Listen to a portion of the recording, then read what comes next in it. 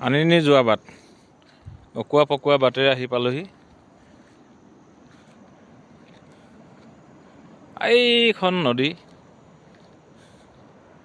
এইখন নদীৰ তলত কিমান স্পীডত সোঁত বৈছে। সেইখন দেখিছেনে? সেইখন গাঁও। সেইখন এনেকুৱা পাহাৰে বগাই এইবিলাক পাহাৰ গোটেই পাৰ কৰি থৈ আহিলোঁ। ইয়াক পাহাৰ মানে পাহাৰ আৰু 8,870 কিলোমিটাৰ ওপৰত। এইখন দেখিছেনে? এখন গাঁও।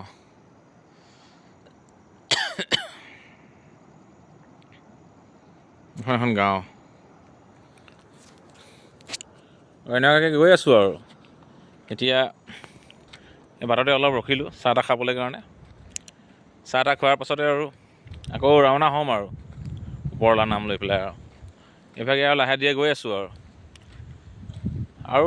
আনিনি ইয়াৰ পৰা নাই বুলি ক'লেও আৰু 50 কিলোমিটাৰ।